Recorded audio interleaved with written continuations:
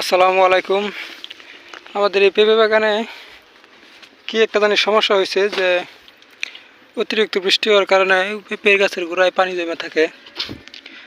তো এই পানি জমার কারণে পেঁপেতে গাছটা একদম পচে গেছিল। তো পরে হালকা একটা বাতাসে এই দেখেন কত সুন্দর পেঁপে গাছ, পেঁপে সহ গাছটা পড়ে গেল, পচে গেছিল। এই জন্য কী দেওয়া যায় কমেন্টে জানায়েন। আর অকল্পিত একটা হারভেস্ট হচ্ছে, এই পেঁপেগুলো বাসায় নিয়ে যাওয়া লাগবে। কত বড় হয়েছে, আর গাছটা বড় হলে কত কীরকম পেঁপে হইতো। এরকম ছোট অবস্থায় এত পেঁপে আসছে,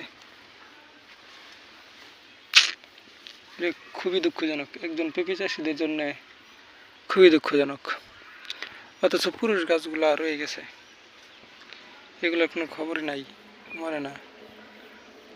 এই মহিলা গাছগুলো খুবই তাড়াতাড়ি মারা যেতেছে। এখানে 50টা মহিলা গাছ ছিল, 12টার উপরে মারা গেছে। 12টা না, 15টা হবে মারা গেছে। এই সিরিয়ালে ছিল, এদিকে ছিল, খালি সবগুলাই গ্রুপ হয়েছে মারা যাচ্ছে। এত শুকনা, এত উপরে গাছ, তারপরে পানি জমে গাছ মারা যায়। আনবিলিভ। আসসালামু আলাইকুম। প্রথম হারভেস্ট পেঁপে।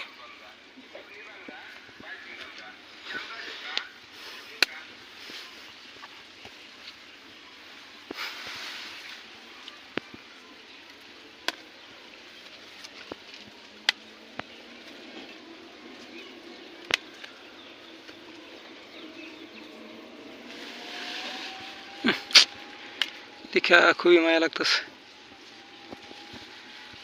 একদম গ্রিন লিডি আছিল গাছটা। এটা তো মারা যাচ্ছে, কিন্তু এই যে আরেকটা, এটাও মারা যাবে, এটাও মনে বাঁচবে না। খুবই দুঃখজনক, অনেক গাছ মারা গেছে, খুবই খারাপ লাগতেছে, খুবই কষ্ট। এই যে এটাও সম্ভবত মারা যাবে, এটাও সম্ভবত মারা যাবে। এই যে এটাও গুড় পচে গেছে, খুবই খারাপ লাগতেছে। এই যেগুলো কত সুন্দর গ্রোথ করছে, কষ্ট মেনে নেওয়া যায় না। দেখেন কত সুন্দর মাশাআল্লাহ গ্রোথ করছে।